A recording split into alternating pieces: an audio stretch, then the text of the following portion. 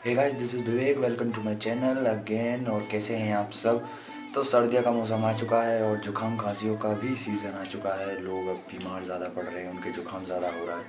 तो उसी से संबंधित मैं वीडियो लाया हूँ कि ये 4 से 5 ऐसी चीज़ें हैं जो आप अगर अपनी हैबिट में हर रोज़ डाल लें अपनी जीवन शैली में, तो बीमार कम पड़ोगे।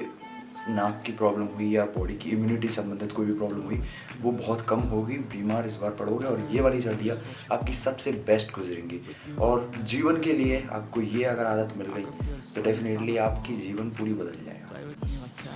तो पहला वाला है वो मुझसे मेरा बहुत फेवरेट है कि हफ्ते में आपको 5 दिन वर्कआउट करना है। वो वर्कआउट कैसे भी हो सकता है, 30 टू 45 मिनट्स करना है आपको।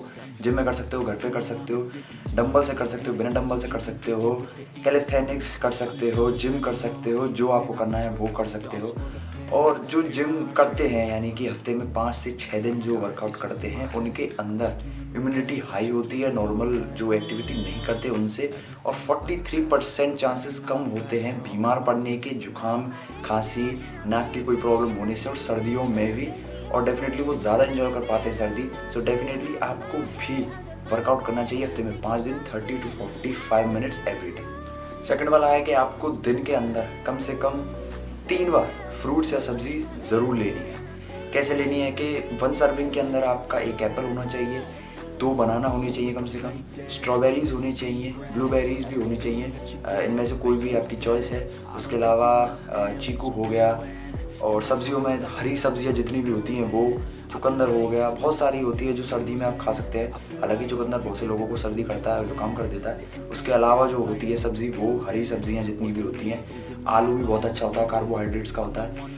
ये सब्जियां मैं क्यों खाने के लिए बोल रहा हूँ हर रोज़। दिन में अगर 3 बार आप सही सर्विंग में अपनी बॉडी की हिसाब से अगर इसे खाओगे तो डेफिनेटली ये कहीं ना कहीं हमारी बॉडी के अंदर फ्लेवोनॉइड्स प्रोवाइड करेंगे। फ्लेवोनॉइड्स वो सोर्स होते हैं जो कि इम्यूनिटी जैसा काम करते हैं, यानी कि जो बैक्टीरिया, वायरस जो भी हमारी बॉडी के अंदर जाता है उससे लड़ने में मदद करते हैं। तो ये हमें सब्जी और फ्रूट से मिलते हैं। इस वजह से हमें फ्लेवोनॉइड्स के लिए हमें ये करना चाहिए।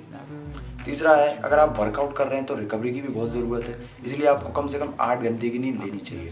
जो लोग काम करते हैं, 9 to 5 जॉब करते हैं, उनके लिए थोड़ा मुश्किल होता है 8 घंटे, इसलिए वो 6 से 8 घंटे के बीच में वो नींद ले सकते हैं। बट हम जैसे जो फिटनेस लवर हैं, जिम रैट्स बोलते हैं, या फिर स्टूडेंट्स होते हैं, उन्हें कम से कम 8 से 9 घंटे की नींद ज़रूरी होती है। जितनी कम वो एज होगी उतने ज़्यादा घंटों की नींद हमें लेनी चाहिए। मैं खुद अपनी बता रहा हूँ, 8.5 से 9 घंटे की नींद होती है मेरी, तब जाके मेरी बॉडी वर्कआउट से, मेरी एक्टिविटीज़ से उससे रिकवर कर पाती है। अगर बाई चांस इसके बावजूद भी बॉडी थोड़ा थका हुआ फील करती है, जो कि एक्सरसाइजेज से करती है, उसके लिए मैं कभी कभी 1-2 छुट्टी ज़्यादा मार लेता हूँ और ज़्यादा नींद बढ़ा देता हूँ अपनी। ठीक है, रिकवरी के लिए बहुत ज़रूरी है।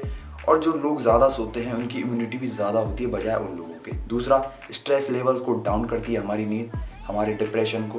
तो इस वजह से भी बहुत सारी चीज़ें हैं जिनका कारण ना नींद लेना या फिर बहुत कम नींद लेना होता है। इसकी वजह से नींद बहुत ज़रूरी है। चौथा है योगा। देखिए, एक्सरसाइज वर्कआउट बहुत ज़रूरी है, बट साथ में योगा को भी बहुत इंपॉर्टेंट बताया जाता है लाइफ में। ठीक है, कैसे, मैं अपने ऊपर लेके बताता हूँ कि मुझे बहुत एक टाइम पहले जुकाम था, जब सर्दियाँ चढ़ी थी, यानी शुरुआत हुई थी। जुकाम होने की वजह से मैंने दवाइयाँ ली, असर धीरे धीरे कम हो गया उन दवाई का, यानी कि फ़र्क नहीं पड़ा। एक वक्त ऐसा आया जब मेरे पास दवाइयाँ भी नहीं थी और जुकाम भी था, यानी कि दवाइयों का असर, यानी कि दवाइयाँ भी ख़त्म हो गई और जुकाम भी था। फिर मेरे बड़े भाई और मेरी माँ जो है वो हर रोज़ आलोम विलोम करते हैं, तो मैंने उनसे देखा, सीखा और रोज किया। सिर्फ 2 या 3 दिन डेली प्रैक्टिस से मेरा जुकाम बिल्कुल सही हो गया। ये गारंटीड है, 100%, मैं झूठ नहीं बोल रहा हूँ। उसके बाद छोड़ दिया करना बट कभी कभी योगा हम ऐसा कर लेते हैं, जैसे हम वर्कआउट से पहले स्ट्रेचिंग करते हैं तो उसके लिए हम योगा कर लेते हैं, या फिर वर्कआउट के बाद में हम स्ट्रेचिंग करते हैं तो वहाँ पे थोड़ा योगा कर लेता हूँ। जैसे कि बाल आसन वो जैसे बोलते हैं, आलोम विलोम, और एक और होता है जैसे कि हम साधु की, मतलब नॉर्मल हम बैठते हैं, उसके बाद हम जब सांस बाहर छोड़ते हैं तो पेट को अंदर की तरफ करते हैं, उसका नाम मुझे नहीं पता। और भी बहुत तरीके की दुनिया भर में योग पड़े हैं, वो कर सकते हो। इससे क्या होगा, आपकी बॉडी की इम्यूनिटी हाई होगी, रेस्पिरेटरी सिस्टम में बहुत काम आता है वो। ठीक है, आपकी नाक को साफ रखेगा, आपके साथ इश्यूज़ नहीं होगा। और सुबह करोगे ना तो साफ हवा जाएगी, तो बहुत काम की होती है। तो योगा ज़रूर करें हर रोज़। तो गाइस, ये है वो 4 हैबिट्स जिसे आपको अपनी लाइफस्टाइल में ज़रूर जोड़ना चाहिए, जिससे आपकी लाइफ बदल जाएगी पूरी तरीके से। और एक बार अगर जिम का रोग लग गया ना, तो छूटता नहीं है भाई, मैं गारंटी दे सकता हूँ। ये अच्छा रोग है, बुरा रोग नहीं है। एडिक्शन बहुत ज़रूरी है, जिनका बहुत अच्छा लगता है, मज़ा आता है जब पेन फील होता है, ठीक है। तो बस इतना ही है। अगर आपको भी ये सारी चीज़ें फॉलो करनी है और आपको कोई फ़र्क नज़र आए तो मुझे ज़रूर बताइएगा। इंस्टाग्राम पे बता सकते हो, यूट्यूब पे भी बता सकते हो। तब तक के लिए स्टे ट्यून्ड, जय हिंद, गुड बाय। वीडियो को लाइक करें, शेयर करें, सब्सक्राइब करें चैनल को। और एक और चीज़, इंस्टाग्राम पे जा सकते हो, चेक कर सकते हो, फॉलो कर सकते हो, DM कर सकते हो, बात कर सकते हो।